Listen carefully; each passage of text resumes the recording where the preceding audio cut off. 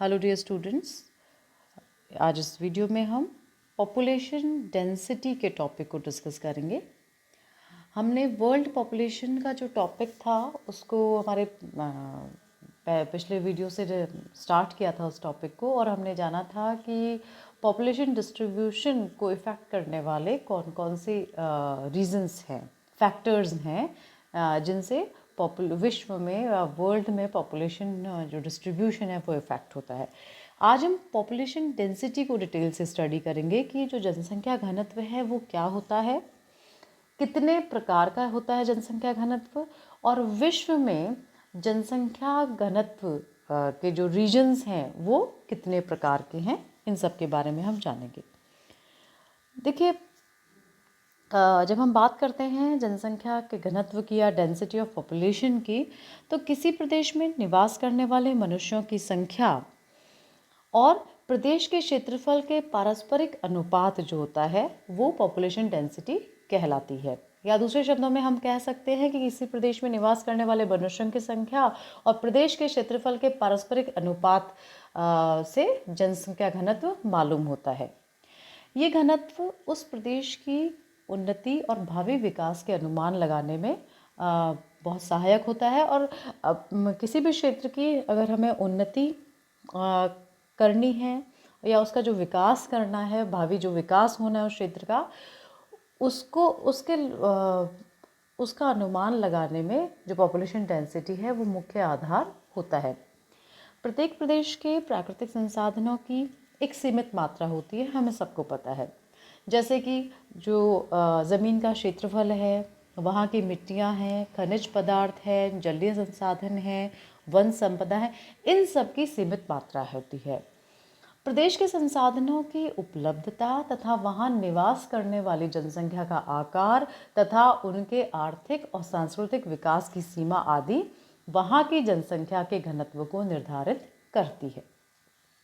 इसलिए प्रत्येक देश की आर्थिक उन्नति तथा सामाजिक और सांस्कृतिक उन्नति की योजनाएं बनाने के लिए उस प्रदेश की जनसंख्या की सघनता को जानना बहुत ज़रूरी होता है। देखिए, ये जितने भी प्राकृतिक संसाधन हैं ये किसी भी क्षेत्र के जनसंख्या घनत्व को प्रभावित करते हैं, और साथ ही साथ उस क्षेत्र के संसाधनों का उपयोग और क्षेत्र का विकास जो है वो भी जनसंख्या घनत्व को के द्वारा ही निर्धारित होता है। जनसंख्या के घनत्व का परिकलन कई प्रकार से किया जाता है, यानी हम कैलकुलेट, जब पॉपुलेशन डेंसिटी को अगर हम कैलकुलेट करना चाहें तो उसको कई तरीक़ों से हम कर सकते हैं। दूसरे शब्दों में जनसंख्या का घनत्व अनेक प्रकार का होता है, हम कह सकते हैं। जैसे गणितीय घनत्व, जिसे हम कहते हैं अरिथमेटिक डेंसिटी, फिर है एक कार्य घनत्व यानी फिजियोलॉजिकल डेंसिटी, और फिर होता है कृषि घनत्व यानी एग्रीकल्चर डेंसिटी। तो ये 3-4 प्रकार से हम जो जनसंख्या घनत्व है, पॉपुलेशन डेंसिटी है, उसको कैलकुलेट कर सकते हैं। तो सबसे पहले हम आते हैं अरिथमेटिक डेंसिटी की ओर, गणितीय घनत्व की ओर। देखिए, एज अ जोग्राफर हम स्टडी करें तो जोग्राफर्स बेसिकली या फिर इकोनॉमिस्ट भी इस अरिथमेटिक डेंसिटी को स्टडी करते हैं। भूगोलविदता की जब बात आती है तो देखिए, भूगोलविदता जनसंख्या के घनत्व को व्यक्त करने के लिए प्रायः गणितीय घनत्व का ही प्रयोग करते हैं। किसी प्रदेश या देश में रहने वाली कुल जनसंख्या को कुल क्षेत्रफल से विभाजित करके यह घनत्व निकाला जाता है। यह आपको ध्यान रखना है, गणितीय घनत्व या अरिथमेटिकल डेंसिटी किसी प्रदेश या देश में रहने वाली कुल जनसंख्या को कुल क्षेत्रफल से विभाजित करके हम जो अरिथमेटिकल डेंसिटी है, गणितीय घनत्व है, वो निकाल सकते हैं। भूगोलवेत्ताओं द्वारा गणितीय घनत्व के अधिक प्रयोग करने का कारण यह है कि किसी इकाई के जनसंख्या तथा क्षेत्रफल के आंकड़े बहुत इजीली हमें अवेलेबल हो जाते हैं, और अन्य क्षेत्रों के आंकड़े परस्पर तुलना के योग्य भी होते हैं। जैसे संयुक्त राज्य का गणितीय घनत्व 31 व्यक्ति प्रति वर्ग किलोमीटर है, जबकि दक्षिण एशिया में बांग्लादेश का घनत्व 1046 व्यक्ति प्रति वर्ग किलोमीटर है। वहीं भारत का जो घनत्व है 378 व्यक्ति प्रति वर्ग किलोमीटर है। इसके विपरीत हम अगर कनाडा और ऑस्ट्रेलिया को देखें, वहाँ तो 3 व्यक्ति प्रति वर्ग किलोमीटर का औसत वहाँ पर पाया जाता है। तो हम इस अरिथमेटिकल डेंसिटी से क्षेत्रों के आंकड़े हमें तो बहुत इजीली मिल जाते हैं और हम तुलनात्मक अध्ययन बहुत इजीली कर सकते हैं। तो ये आपको ध्यान रखना है। अरिथमेटिकल डेंसिटी कैसे निकलती है? किसी प्रदेश या देश में रहने वाली कुल जनसंख्या को कुल क्षेत्रफल से विभाजित करके अरिथमेटिकल डेंसिटी निकाली जाती है। गणितीय घनत्व के संदर्भ में एक उल्लेखनीय तथ्य यह है कि किसी देश के अंदर इस प्रकार के घनत्व में अत्यधिक अंतर पाए जाते हैं। देखिए, ऐसा नहीं है कि एक देश की बात करें तो अगर हमने कह दिया कि 378 व्यक्ति प्रति वर्ग किलोमीटर रह रहे हैं इंडिया के अंदर, तो सब जगह ऐसा पाया जाता है। ये एवरेज डेंसिटी है। लेकिन रीजन्स के अकॉर्डिंग ये डेंसिटी जो है, ये एवरेज जो है, ये वेरी कर सकता है, इसमें अंतर आ सकता है। जैसे संयुक्त राज्य में मैनहट्टन द्वीप पर न्यूयॉर्क काउंटी में 21,000 व्यक्ति प्रति वर्ग किलोमीटर निवास करते हैं, जबकि जो नेवेदा प्रोविंस है, नेवेदा जो राज्य है, उसमें स्थित एस्मराल्ड काउंटी में औसत जो घनत्व है मात्र 0.15 व्यक्ति प्रति वर्ग किलोमीटर है। वहीं मिस्र में जो नील नदी है, नील नदी का जो घाटी है और डेल्टा प्रदेश है, वहाँ लगभग 2,000 व्यक्ति प्रति वर्ग किलोमीटर का घनत्व पाया जाता है। जबकि मिस्र के जो शेष भाग है, वहाँ मात्र 3 व्यक्ति प्रति वर्ग किलोमीटर का ही औसत घनत्व मिलता है। भारत में भी सेम कंडीशन है, 370। वैसे एवरेज जो डेंसिटी है भारत की, अरिथमेटिकल जो डेंसिटी है, वो 378 पर्सन्स पर स्क्वायर किलोमीटर है। लेकिन जम्मू कश्मीर जो राज्य है, और मतलब जो जम्मू कश्मीर और लद्दाख वाला जो एरिया है, वहाँ मात्र 1 व्यक्ति प्रति वर्ग किलोमीटर आपको देखने को मिलता है। तो ये जो डेंसिटी है, ये वेरी करती रहती है। अगर किसी एक कंट्री की हम एवरेज डेंसिटी देखते हैं, औसत घनत्व को हम देखते हैं, तो ऐसा नहीं कि उस देश के सभी क्षेत्रों में वो घनत्व हमें मिलता है। रीजन्स और कंडीशंस के अकॉर्डिंग वो वेरी करता रहता है, यानी उसमें अंतर आता रहता है। अब दूसरा है कार्य घनत्व, यानी फिजियोलॉजिकल डेंसिटी। देखिए, कृष्य भूमि के प्रति इकाई क्षेत्र में निवास करने वाली औसत जनसंख्या को कार्य घनत्व कहा जाता है। कार्य घनत्व का ऊंचा होना इस बात का द्योतक है कि उस क्षेत्र की भूमि पर जनसंख्या का दबाव अधिक है। जैसे कि फॉर एग्जांपल यूएसए में 148 व्यक्ति प्रति पर स्क्वायर किलोमीटर जो फिजियोलॉजिकल डेंसिटी या कार्य घनत्व पाया जाता है, जबकि इजिप्ट में 1952 व्यक्ति प्रति वर्ग किलोमीटर का उच्च घनत्व हमें देखने को मिलता है। कार्य घनत्व के जो आंकड़ा अगर हम कुछ तुलना करें, तो वो ये देखते हैं कि मिस्र में प्रति इकाई भूमि पर संयुक्त राज्य अमेरिका की तुलना में कहीं अधिक जनसंख्या के पोषण का भार है। देखिए, फिजियोलॉजिकल जो डेंसिटी है, ये भी बेसिकली जो एग्रीकल्चर लैंड है, कृषि योग्य भूमि है जिसमें कृषि की जाती है, उसको उस क्षेत्र में निवास करने वाली जनसंख्या के उस अनुपात में निकाला जाता है। तो कितनी भूमि है और एग्रीकल्चर की, जिसमें वास्तव में फूड क्रॉप्स या क्रॉप्स का प्रोडक्शन हो रहा है, और जनसंख्या उस क्षेत्र में कितनी है, उसका अनुपात निकाल के हम फिजियोलॉजिकल डेंसिटी या कार्य घनत्व निकालते हैं। और ये जो है पोषणीय घनत्व भी कहलाता है, पोषण का भार, क्योंकि एग्रीकल्चर जो है वो हमें पोषण प्रदान करता है जनसंख्या को। अगर ये अनुपात ज़्यादा है, पॉपुलेशन ज़्यादा है, तो इसका मतलब उस पर्टिकुलर जो रीजन है, वो जो पर्टिकुलर क्षेत्र है, वहाँ पर जनसंख्या का जो पोषणीय भार है, पोषण का भार है, वो वहाँ अधिक होगा। गणितीय घनत्व तथा कार्य घनत्व के आंकड़ों की तुलना में भूगोलविदता विभिन्न देशों की भूमि की पोषण क्षमता की पहचान कर सकते हैं। जैसे मिस्र में गणितीय घनत्व को की अपेक्षा कार्य घनत्व ऊंचा है, जिससे ये स्पष्ट होता है कि वहाँ अधिकांश भूमि सघन कृषि के अयोग्य है। वास्तव में मिस्र की 95% जो आबादी है नील घाटी और उसको जो डेल्टा जो प्रदेश है वहाँ निवास करती है, जहाँ सघन जो कृषि है वो संभव है। यानी जिस एरिया में जो नाइल रीजन का एरिया है वहीं सबसे ज़्यादा आपको पॉपुलेशन देखने को मिलेगी। इसका मतलब यही प्रूव होता है कि केवल जो नील नदी की घाटी है वहीं पे सघन कृषि की जा सकती है, अन्य क्षेत्रों में वहाँ पर नहीं की जाती। अब अगला जो है वो है कृषीय घनत्व, एग्रीकल्चरल डेंसिटी। कृषि के योग्य भूमि तथा कृषक जनसंख्या के अनुपात को कृषि घनत्व कहते हैं। देखिए कार्य जो घनत्व था उसमें एग्रीकल्चर लैंड और साथ में क्या था, पूरी पॉपुलेशन थी उस एरिया में निवास करने वाली, चाहे वो एग्रीकल्चर कर रही हो चाहे नहीं कर रही हो। लेकिन जब हम बात करते हैं कृषि घनत्व की, एग्रीकल्चर डेंसिटी की, तो इसके अंतर्गत एग्रीकल्चर डेंसिटी में हम कृषि योग्य भूमि और कृषक जो जनसंख्या है जो डायरेक्टली एग्रीकल्चर से रिलेटेड है, एग्रीकल्चर एक्टिविटी से रिलेटेड है, उसके अनुपात को हम ये एग्रीकल्चरल डेंसिटी या कृषि घनत्व कहेंगे। अब यहाँ पर ये जो कृषि घनत्व है इसमें हम समान कार्य घनत्व वाले दो देशों में भिन्न भिन्न आर्थिक दशाओं के कारण भोजन उत्पादन में की भिन्नता संभव है। और तो दोनों की जो फिजियोलॉजिकल डेंसिटी या एग्रीकल्चर डेंसिटी की हम बात करें तो दोनों में ये डिफरेंस हमें देखने को मिलता है। अब ये तो थे अपनी अरिथमेटिकल डेंसिटी, फिजियोलॉजिकल डेंसिटी और एग्रीकल्चर डेंसिटी।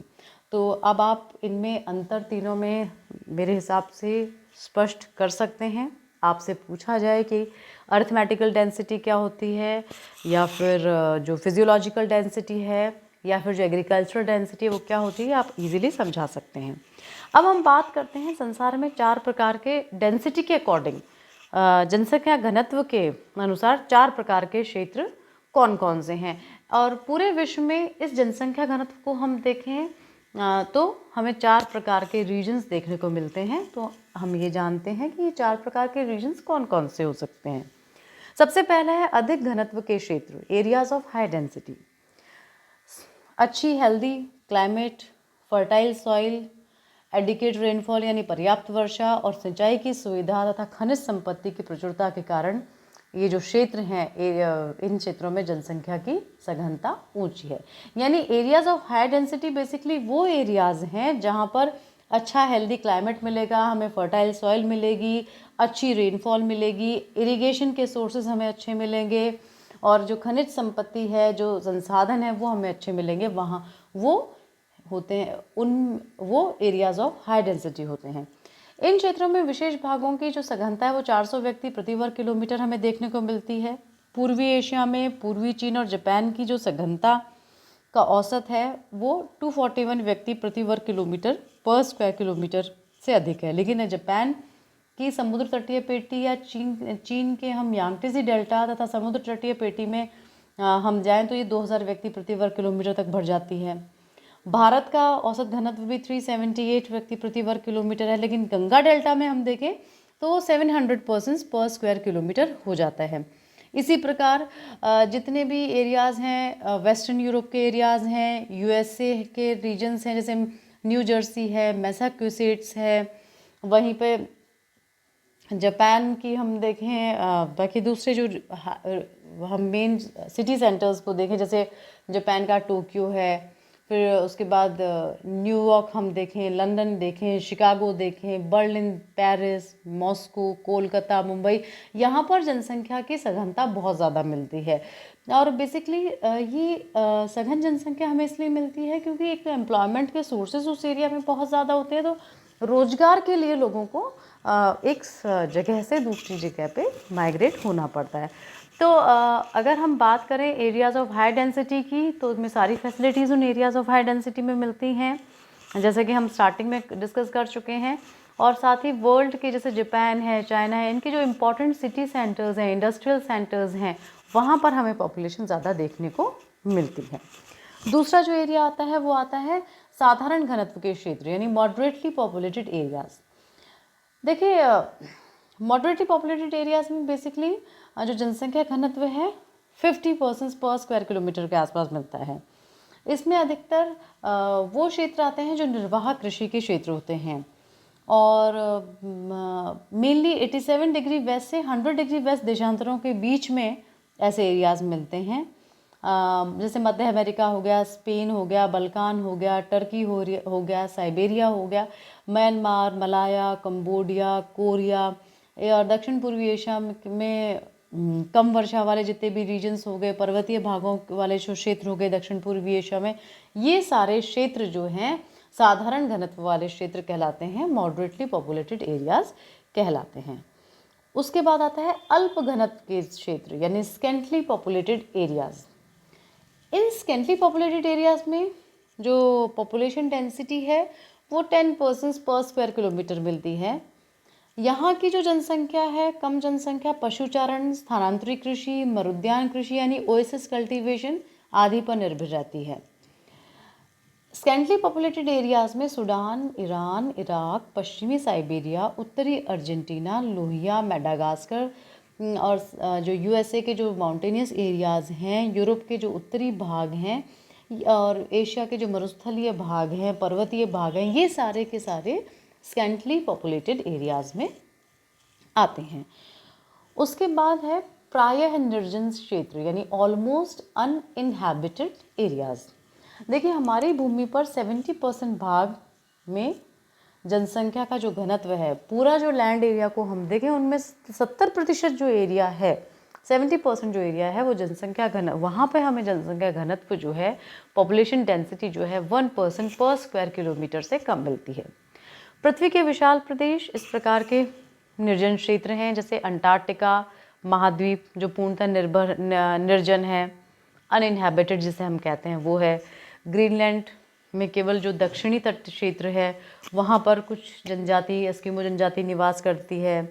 फिर कनाडा का जो उत्तरी भाग है, साइबेरिया का जो टुंड्रा प्रदेश है, मंगोलिया है, मध्य एशिया है, सहारा मरुस्थल है, पैटागोनिया का मरुस्थल है, अमेजन नदी का बेसिन है, कॉन्गो नदी का बेसिन है। ये सारे ऑलमोस्ट अनइनहैबिटेड एरियाज़ हैं जहाँ पर जो पॉपुलेशन है 1% पर स्क्वायर किलोमीटर से भी कम है। इसके अलावा उष्ण आर्द्र वनों वाले क्षेत्र, उच्च पर्वतीय भाग जो बर्फ़ से पूरी तरह ढके रहते हैं और इन क्षेत्रों में भोजन का एकत्रण करना, आखेट, मछली पकड़ना और पशुचारण के द्वारा जीवन निर्वाह किया जाता है। इन एरियाज़ में इंडस्ट्रियल एस्टैब्लिशमेंट्स नहीं हो सकते, बहुत इंटेंसिव जो एग्रीकल्चर है वो नहीं हो सकता, केवल यही एक्टिविटीज़ इन एरियाज़ में हो सकती हैं। कहीं कहीं पर खनिज पदार्थ में निकाले जाते हैं, जैसे ऑस्ट्रेलिया की जो कालगुरली और कूलगार्डी जो माइंस हैं वहाँ पर, लेकिन केवल उन एरियाज़ में माइनिंग एक्टिविटी से रिलेटेड पॉपुलेशन ही उन एक पॉकेट के रूप में वहाँ पर निवास करती है। तो ऐसे जो एरियाज़ हैं बिल्कुल हार्श क्लाइमेटिक कंडीशंस वाले, वो सारे के सारे इस अनइनहैबिटेड एरिया के अंतर्गत आते हैं। तो ये आपको क्लियर हो गया। वर्ल्ड में पॉपुलेशन डेंसिटी के हिसाब से 4 रीजन्स हैं। एरियाज ऑफ हाई डेंसिटी जहाँ पर सकंता 400 व्यक्ति प्रति वर्ग किलोमीटर से भी अधिक होती है। एरियाज ऑफ हाई डेंसिटी यानी पॉपुलेशन मोर देन 400 पर्सन्स पर स्क्वायर किलोमीटर। फिर साधारण घनत्व के क्षेत्र यानी मॉडरेटली पॉपुलेटेड एरियाज जहाँ पॉपुलेशन 50 to 200 या 400 के बीच में होती है। 50% प्रति वर्ग किलोमीटर से अधिक होती है, 400 व्यक्ति प्रति वर्ग किलोमीटर तक।